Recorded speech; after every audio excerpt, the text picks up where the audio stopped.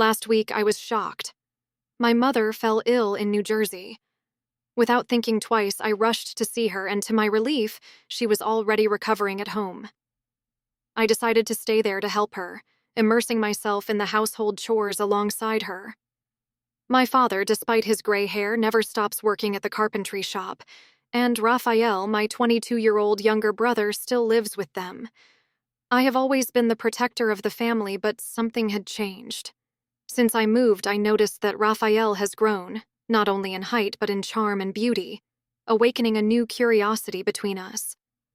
Before we continue the story, follow the channel so you don't miss the rest of this story. Check if you are already subscribed, and let's go.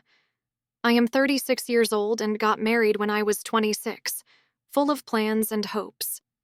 My husband, Daniel, who is 46, and I have a very peaceful life together, but he works so much that sometimes I feel like we are growing apart. At first, I thought that the age difference between us wouldn't be a problem, but over time I realized that it's not that simple. He travels a lot for work, and the lack of time together started to make me sad. I tried to talk to him about it several times, but he always changed the subject.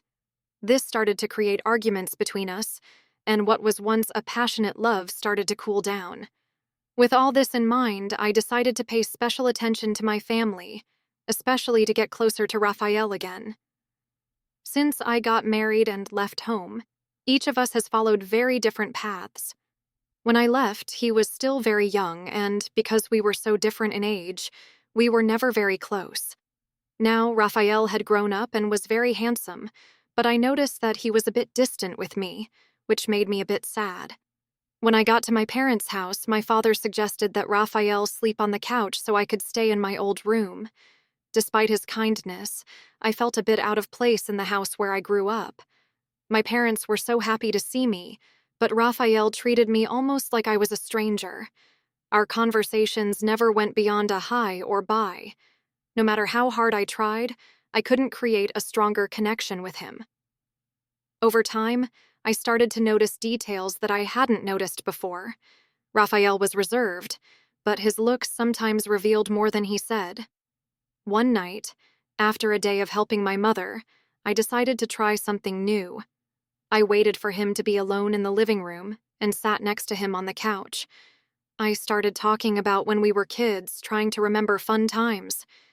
He smiled a little, but still maintained a certain barrier. My frustration only grew because I really wanted to reconnect with him. After several unsuccessful attempts, I decided to be very direct about how I was feeling. After that conversation, things started to improve. Raphael started to open up more, and we started talking about everything, from everyday things to personal secrets.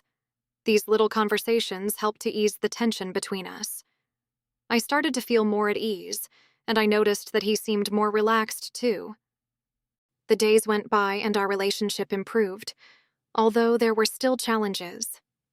He was still shy, but I could see progress. One day, while I was preparing lunch, I decided to talk about something he liked. "Raphael, do you still like soccer like you used to? I remember you running around in the yard with that old ball," I said, smiling. He looked at me in surprise and replied, "Yes, I still like it, but I don't play much now. Work and studies take up a lot of time." It was the first time he had opened up more, and it gave me hope that we could get even closer. I kept asking questions, always keeping the conversation light, so as not to seem like I was pressuring him. He started to feel more comfortable, and for the first time since I arrived, we had a long and relaxed conversation. But something strange happened that afternoon. After lunch, while we were cleaning the kitchen, I noticed that Raphael quickly looked away, as if he was uncomfortable. I intended not to see it, but it intrigued me. Raphael seemed to be hiding something, struggling with his feelings, which made me curious, but I decided not to insist at that moment. Later, while we were in the living room watching TV, I sat next to him, trying to create a moment of closeness.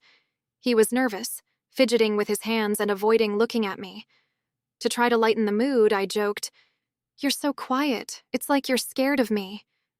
He smiled shyly and said, It's not that, I'm just not used to talking so much. I tried to answer in a way that would make him feel more comfortable, but I still felt a certain tension in the air, a tension that I couldn't fully understand. Another day, while I was tidying the living room, I found an adult magazine hidden under the sofa.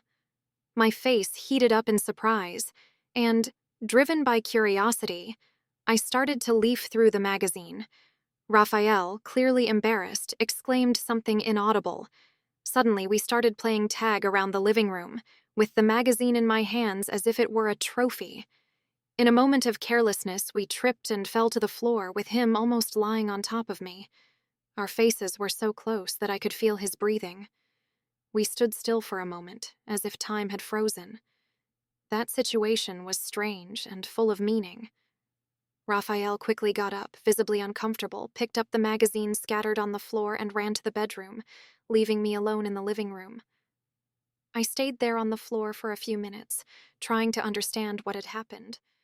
My heart was racing, and a mixture of confusion, curiosity, and a feeling that I tried to deny took over me. In the days that followed, I noticed that Raphael avoided spending much time alone with me. He was more shy and nervous than usual, which only increased my curiosity and my desire to understand what was happening.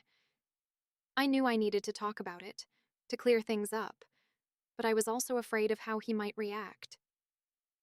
After that day, it was clear that our relationship had changed forever. In the days that followed, an atmosphere of tension and curiosity filled the air. Raphael avoided being alone with me, but I noticed his quick, furtive glances. We tried to act as if nothing had happened, but it was impossible to ignore how that moment had affected us. There was something different between us, and despite the silence, it said a lot. One morning, while my parents were out, I decided to organize some things in my old room. Raphael was in the living room, and the silence was heavy in the house. I decided to call him to break the barrier. "Raphael, can you help me in my room?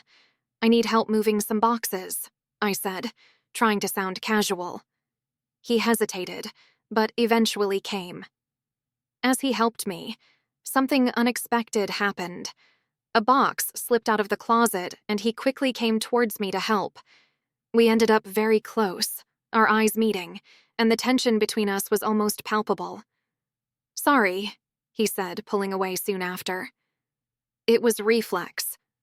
I smiled, trying to soften the moment. "At least you have quick reflexes. Thank you." The situation, although normal on the surface, affected me deeply. Later, I needed a shower to relax and try to clear my thoughts. I left the bathroom wrapped in a towel, passing through the hallway where Raphael was on the couch. I decided to provoke a reaction. "It's hot today, isn't it?" I said casually, drying my hair. He looked at me, visibly disconcerted, and agreed with a murmur. "Yes, it is hot," before looking away. In the days that followed, I noticed that Raphael was more shy, but also more attentive to me. Our interactions became more frequent, although fraught with a tension that did not go away. I decided it was time to be direct and resolve once and for all what was happening between us. Our dialogue paved the way for an honesty that we both needed. "I know, Clara. Sometimes it's hard. I don't know how to act around you. It seems like you're so distant, but at the same time so close. It confuses me."